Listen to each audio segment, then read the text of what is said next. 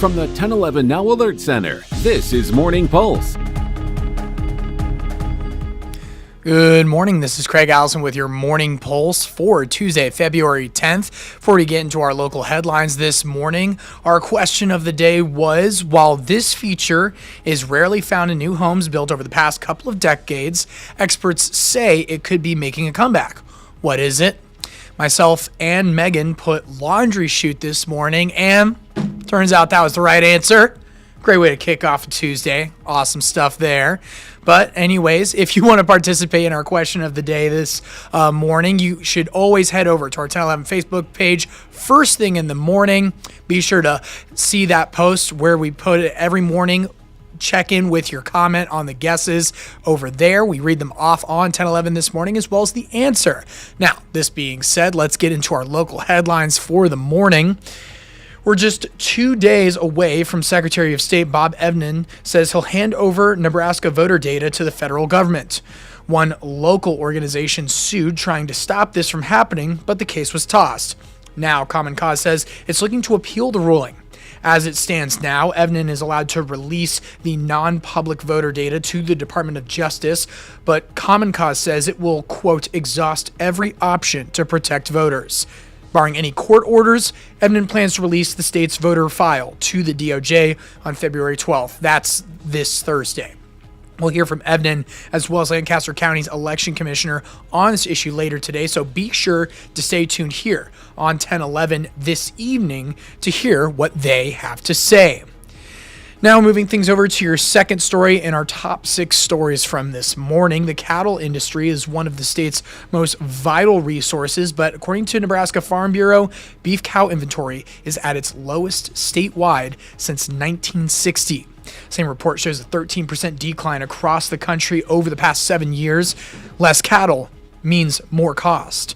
The per pound price of beef increasing by nearly $3 since 2019, according to the Federal Reserve. It's the reality inspiring a deal signed by President Trump last week to import an extra $800 million of beef from Argentina to the U.S. this year. But the Bureau says this plan to take some weight off the consumer could work against the interests of others. One farmer in Malcolm, who didn't want to be named, says he's in support of President Trump's move to quadruple beef imports. He says imported meat will keep products available and reasonably priced until farmers like him are able to build their inventory back up. Moving over to your third story this morning, a Lincoln coin shop says it's facing an unprecedented demand for gold and silver amid a historic surge in value for the precious minerals. Lincoln coin and bullion has been around since 2006 and has seen spikes before, but says this is one of the busiest times it's ever experienced. The company says there's a few reasons for the surge, including uncertainty in the U.S. economy and challenges overseas, leading to higher forecasted spot prices from banks over the past year. Business says for the last few weeks, they've been meeting with dozens of customers a day to help them buy and sell those valuables. We stopped answering the phones primarily because we couldn't respond in time. There were just too many. We were getting 60 to 70 voicemails a day. Our record was 98 in one day. I mean, we literally can't keep up, and I'm here till whatever o'clock at night and these guys are working extra hours too, just trying to stay on top of everything. The business has even added a notice on their website telling customers to be aware of the increased demand as they catch up on calls. They say they're agnostic as far as recommending whether someone should or shouldn't buy or sell right now, but if you're interested, you can make an appointment by texting or emailing. We have more information on the story on our website, 1011now.com, as well as our 1011 Now app.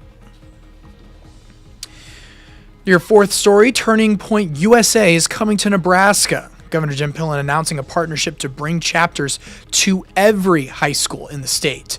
Turning Point USA was founded by Charlie Kirk.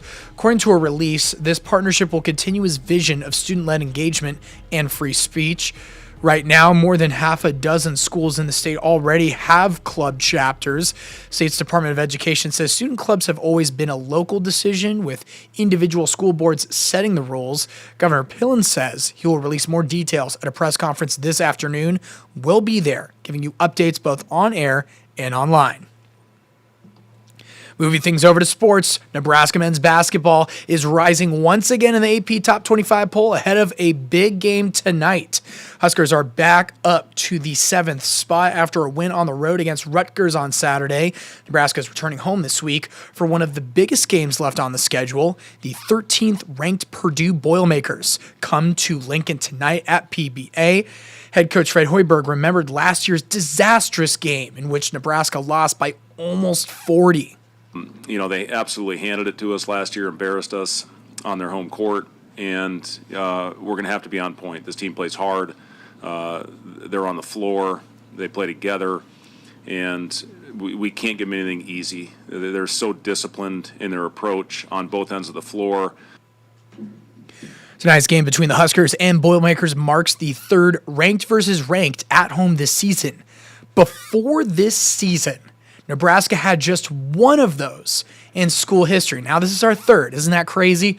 Tip-off for Nebraska's game against Purdue is set for 6 p.m., and you can watch that game on FS1. And wrapping things up with your final story, coverage of our town Lexington continues this morning. We're paying a visit to the Central Community College Lexington Center. College has provided training opportunities for years in Lexington, but is now expanding some of those opportunities for residents following the Tyson plant shutdown. For example, Central Community College operates 3 classrooms for mechatronics training, which focuses on mechanical and industrial maintenance skills. School has also added several short-term training options in areas such as basic welding. We have CPR training through American Heart. We have EMT training occasionally. We also have nursing assistant and medication aid training here at the Lexington Center. We have a lab here at our facility. So we're providing those classes and opportunities for people to get a jump start in a healthcare track. Administrators at Central Community College point out there is a real demand for healthcare workers in Central Nebraska, and they're encouraging students to take a look at careers in this field.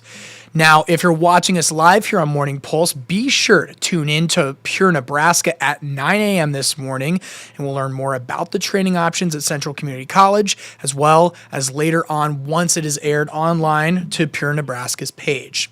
Now, that being said, that's going to be your Morning Pulse for this Tuesday morning, and we'll wrap things up with a look at your 7-day before tossing things over to Brandon Rector. It's not going to be as nice as yesterday, but those good temps continue on into the week.